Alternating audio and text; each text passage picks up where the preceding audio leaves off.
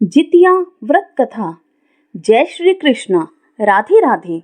आप सभी माताओं और बहनों को जीवित पुत्री का व्रत की हार्दिक शुभकामनाएं।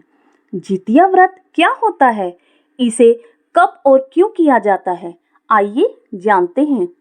जितिया व्रत संतान की लंबी उम्र, अच्छे स्वास्थ्य और सुख समृद्धि के लिए रखा जाता है।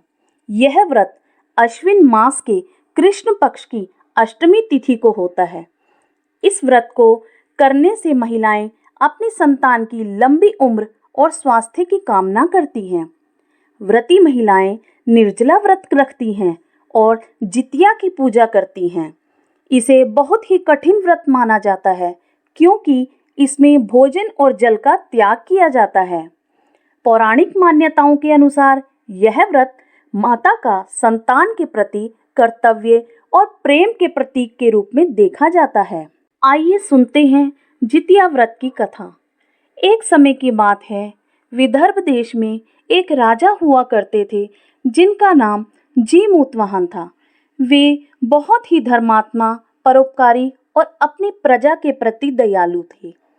एक दिन जब राजा जीमूतवाहन जंगल में घूम रहे थे, तब उन्होंने देखा कि नागवंश को गरुड़ द्वारा रोज खाया जा रहा है। नागवंश के लोग बहुत दुखी और भयभीत थे। जीमूतवाहन ने जब यह दृश्य देखा तो उन्होंने एक नाग को बचाने के लिए खुद को गरुड़ के सामने अर्पित करने का निश्चय किया।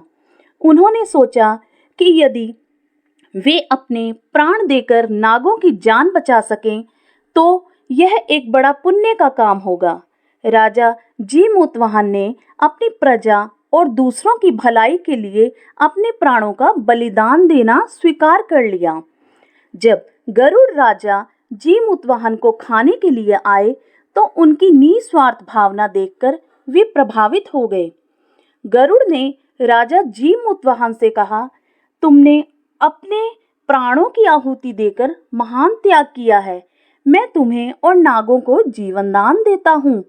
गरुड़ ने इससे नागों को ना खाने की प्रतिज्ञा की और इस प्रकार जीमूतवाहन के इस त्याग से नागवंश की रक्षा हो गई। जो भी श्रद्धा पूर्वक इस व्रत कथा का श्रवण, वाचन या पाठ करता है, उसे संपूर्ण सुख संपत्ति की प्राप्ति होती है।